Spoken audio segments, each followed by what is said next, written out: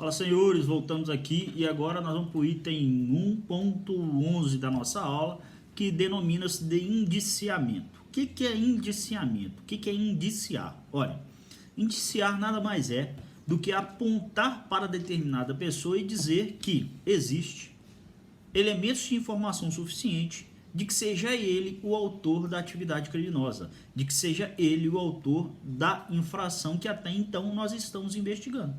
Então, a autoridade policial, durante o seu poder investigatório, vai analisando aqueles elementos e identifica que foi determinada pessoa o autor daquela infração criminal. A partir de então, o delegado aponta para aquela pessoa, vamos assim dizer, e diz: você foi quem praticou aquela infração. Eu tenho aqui elementos suficientes de informação que me conclui a dizer que você é o provável autor da atividade criminosa. Quando ele assim o faz, ele está realizando indiciamento. Ele está apontando aquele sujeito como suposto autor da atividade criminosa. Tá? Olha, quem tem a atribuição para fazer indiciamento é apenas e tão somente a autoridade policial.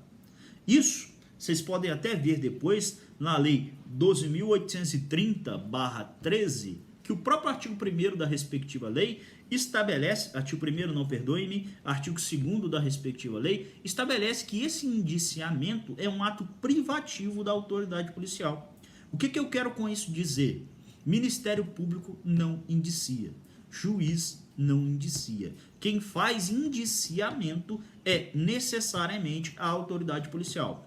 Não estou com isso querendo dizer que a pessoa indiciada pela autoridade policial vai ser denunciada lá na ação penal futura. Pelo contrário, quem tem o poder de decidir quem vai denunciar e quem não vai denunciar é o Ministério Público, que é o titular da ação criminal. Tá? Mas quem faz indiciamento necessariamente é a autoridade policial. Se o Ministério Público vai concordar ou não com esse indiciamento, se o Ministério Público quer colocar outras pessoas, outros fatos durante a investigação criminosa, não vem ao caso aqui por hora, tá? Mas saibam, indiciar é ato privativo da autoridade policial. E por ser ato privativo da autoridade policial, ela só pode ser realizada durante a investigação criminal, ou seja, durante a abertura do inquérito até a conclusão do inquérito policial. Depois de já remetido o inquérito e já de ter encerrado o inquérito policial, não há mais que se falar em indiciamento. E esse indiciamento, por óbvio, senhores, tem que ser algo fundamentado em elementos concretos que façam crer que aquele sujeito, de fato, é o autor da atividade criminosa. Até porque ela implica em um grau maior, vamos assim dizer, de certeza, de probabilidade de que aquele sujeito é o autor da infração criminal. E é contra ele que vai pesar as demais medidas de investigação. Tanto é que é possível haver o que se chama de desindiciamento. Eu posso indiciar, mas ao mesmo tempo eu posso desindiciar determinada pessoa. Quando é que o desindiciamento ocorre? Ele pode ser feito pela própria autoridade policial.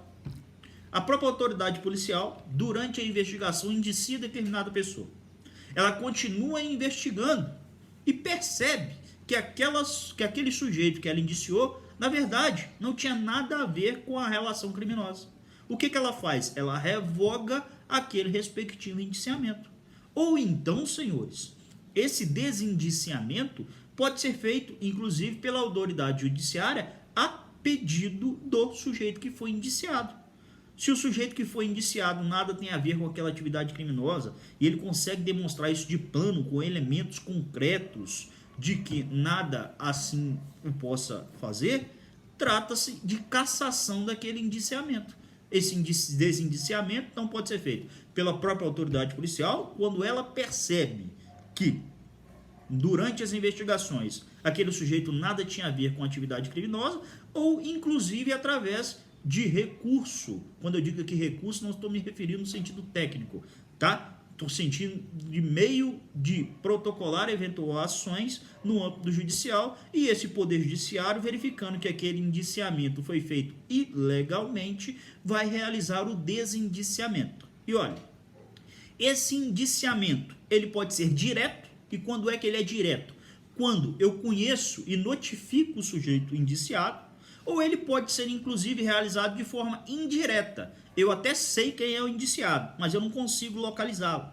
O sujeito está foragido, por exemplo, é o que nós chamamos de indiciamento indireto. Então, o que nós vimos até aqui em relação ao indiciamento? Conceito. O que é indiciamento? Indiciar é apontar elementos de informação concretos contra determinada pessoa. Isso pode ser feito por quem? Somente pela autoridade policial. E quando que pode ser feito? Somente durante o inquérito policial, durante a abertura e durante a conclusão do inquérito policial. Esse indiciamento pode realizar um desindiciamento. O que é isso? Quando não se tem posteriormente fato concreto contra aquela respectiva pessoa. Esse indiciamento pode ser feito pelo próprio delegado ou pela autoridade judiciária. E o indiciamento pode ser direto, quando eu sei quem é o sujeito e tenho possibilidade de notificá-lo, ou pode ser feito de forma indireta, quando eu sei quem é o autor da atividade criminosa, mas eu não consigo indiciá-lo diretamente, ou seja, notificá-lo, porque ele encontra-se, por exemplo, foragido. Visto essas premissas básicas do indiciamento, quem pode ser indiciado durante o inquérito policial? Ou seja, eu, você, qualquer pessoa, como é que isso funciona no âmbito prático? Regra geral, qualquer sujeito imputável, obviamente, pode ter contra si um respectivo indiciamento. Essa é a regra. Eu, você, um fulano tal, que pratica determinada atividade criminosa, pode ser indiciado pela autoridade policial se demonstrar elementos de informação de que fomos nós o autor da respectiva infração criminal. Entretanto, senhores, nós temos 3 exceções a esse indiciamento. Tem 3 sujeitos que não podem ser indiciados pela autoridade policial, devido à legislação especial, 2 pessoas, e um terceiro devido a uma questão de ordem elencada pelo próprio Supremo Tribunal Federal. Quem são essas pessoas? Primeiro sujeito que não pode ser indiciado pelo delegado de polícia: membros do Ministério Público. Até pego aqui o dispositivo que assim o diz, mais precisamente a Lei 8.625/93, lá no artigo 41, inciso 2º, ela estabelece que, havendo notícias de que determinada autoridade que pertence ao Ministério Público, promotores de justiça, entendam, praticam infração criminal, deve os autos ser remetido imediatamente ao chefe da respectiva instituição. E aí, vocês vão ter que fazer aquela diferenciação. Se você está no âmbito do Ministério Público Estadual, vocês vão remeter aquele inquérito policial para quem? Para o Procurador-Geral de Justiça.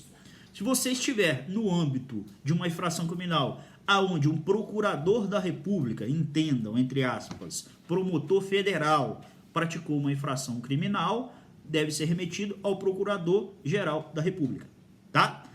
Estas pessoas não podem ser indiciadas pela autoridade policial, porque uma vez tendo notícia de que um destes membros praticar infração criminal, os autos devem ser remetidos a estas pessoas e é através dessas pessoas que o inquérito continuará a sendo realizado, tá? Segunda pessoa que não pode ser indiciada: membros do Poder Judiciário, e aqui quando eu falo eu estou me tratando de juízes, tá? A LOMAN, a Lei Orgânica da Magistratura, também tem dispositivo similar ao do Ministério Público, que proíbe o indiciamento de juízes. Da mesma forma, visto que determinada autoridade judiciária praticou atividade criminosa, os autos devem ser remetidos para a superior instância que cabe julgar aquele respectivo juiz, para que ali possa prosseguir nas demais fases da investigação, tá? Então, primeira exceção que não pode ser indiciado: membros do Ministério Público. Segundo, juízes. Terceiro, entendam, vocês não vão encontrar essa terceira hipótese na legislação. Essa terceira hipótese é uma exceção criada pelo Supremo Tribunal Federal, mais precisamente na questão de ordem no inquérito policial 2411. Vou até repetir para vocês, para eventualmente vocês pegarem para estudar essa questão de ordem. Questão de ordem no inquérito 2411 no Supremo Tribunal Federal. O que entendeu o Supremo Tribunal Federal nestes casos?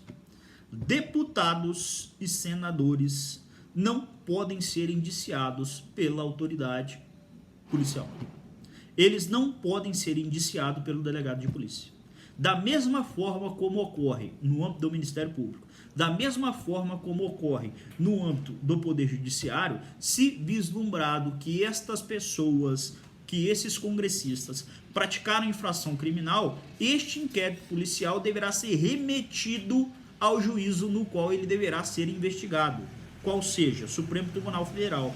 E é através do Supremo Tribunal Federal que deve ser analisado a própria abertura do inquérito policial, não só a abertura, como eventuais indiciamentos. Tá? Então hoje o que temos em si são 3 exceções a esse indiciamento: membros do Ministério Público, membros da magistratura e eventuais congressistas, já que o Supremo assim entende no caso dessas respectivas pessoas. Valeu, abraço!